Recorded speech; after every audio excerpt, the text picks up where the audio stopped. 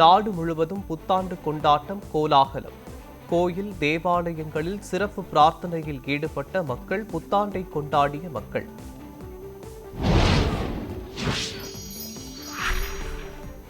சென்னையில் காமராஜர் சாலை, பெசன்ட் நகர் கடற்கரைகளில் புத்தாண்டு கொண்டாட்டம் கோலாகலம். ஆட்டம் பாட்டத்துடன் பொதுமக்கள் உற்சாகம்.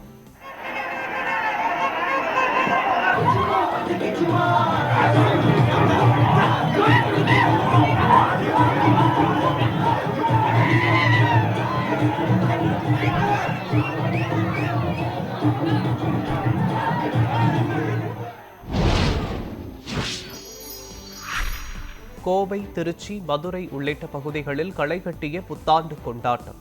பல்வேறு இடங்களில் கேளிக்கையில் கழித்த மக்கள்.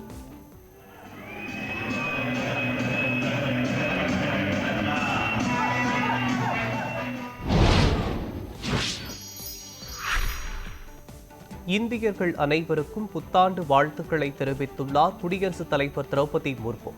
புத்தாண்டில் வலுவான மற்றும் வளமான இந்தியாவை உருவாக்குவோம் எனவும் பதிவு.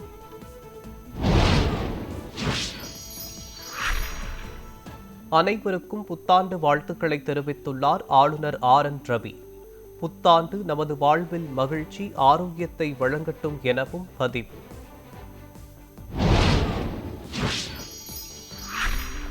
ஆங்கில புத்தாண்டு வாழ்த்துக்களை தெரிவித்துள்ளார் முதலமைச்சர் ஸ்டாலின். திராவிட பொங்கலுடன் புத்தாண்டு மலரட்டும் எனவும் பதிவு.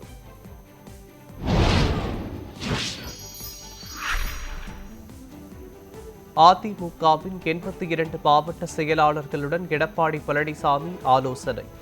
தேர்தல் நெருங்கும் நிலையில் கூட்டணி தொடர்பாக ஆலோசனை என தகவல்.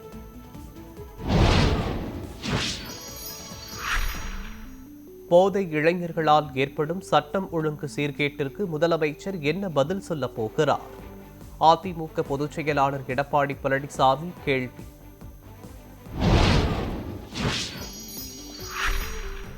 முதலமைச்சர் ஸ்டாலின் தலைமையில் ஜனவரி 6ஆம் தேதி தமிழக அமைச்சரவை கூட்டம். கவர்னர் உரையில் இடம்பெற வேண்டிய அம்சங்கள் மற்றும் இடைக்கால பட்ஜெட் குறித்து ஆலோசிக்கப்பட வாய்ப்பு.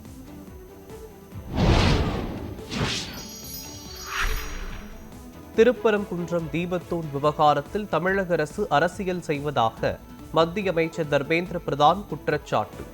தீர்ப்பை ஏற்காதவர்களுக்கு சிவபெருமான் பாடம் புகட்டுவார் எனவும் பேட்டி.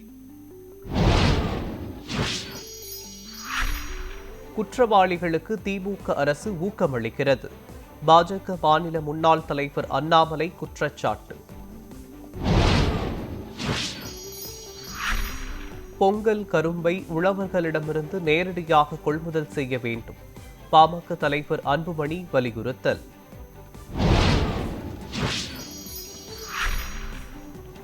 பொங்கல் பரிசு தொகுப்பிற்கு 248 கோடி ஒதுக்கீடு. 1 கிலோ பச்சரிசி, 1 கிலோ சர்க்கரை, முழு கரும்பு கொள்முதல் செய்ய நிதி ஒதுக்கி அரசாணை வெளியீடு. கரூர் கூட்ட நெரிசல் வழக்கில் தவேக நிர்வாகிகளிடம் நடைபெற்ற சிபிஐ விசாரணை நிறைவு. தேவைப்பட்டால் மீண்டும் விசாரணைக்கு அழைக்க உள்ளதாக தகவல்.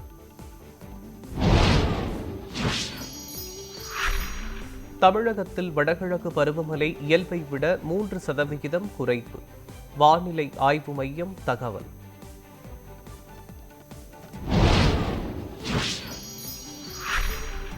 திருத்தணி ரயில் நிலையத்தில் மீண்டும் ஒரு பரபரப்பு சம்பவம். ரயில் நிலைய நடைமேடையில் நின்றிருந்தவரை கடுமையாக தாக்கிய 4 பேர்.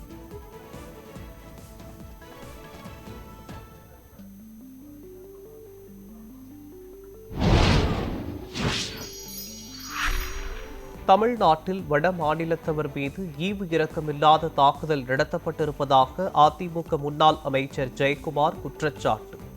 திருத்தணி சம்பவம் தமிழ்நாட்டிற்கே தலைகுனிவு எனவும் திருமாவளவன் கண்டனம்.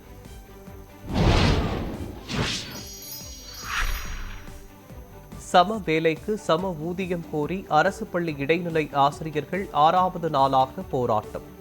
நுங்கம்பாக்கத்தில் உள்ள டிபிஐ வளாகத்தில் தர்ணா.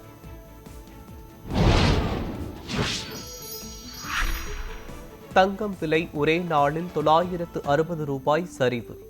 சவரன் 1,00,000 ரூபாய்க்கும் கீழ் குறைந்ததால் நகை வாங்குவோர் மகிழ்ச்சி.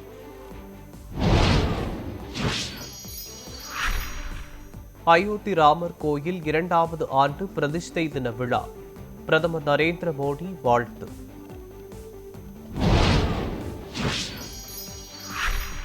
நியூசிலாந்து நாட்டில் களை கட்டிய புத்தாண்டு கொண்டாட்டம். கண்கவர் வான வேடிக்கையுடன் 2026ஆம் ஆண்டை வரவேற்று கொண்டாடிய பொதுமக்கள்.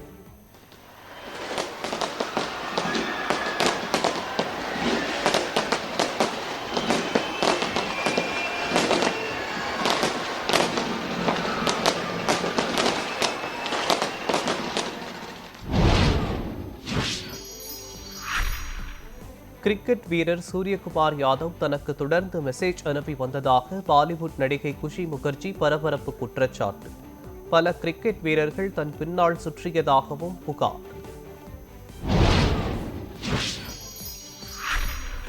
பஹல்காம் தாக்குதலுக்கு பிறகு இந்தியா பாகிஸ்தான் இடையே நிலவிய பதற்றத்தை தணிக்க மத்தியஸ்தம் செய்தோம். அமெரிக்க அதிபரை தொடர்ந்து சீன வெளியுறவுத்துறை அமைச்சரும் உரிமை கோரல்.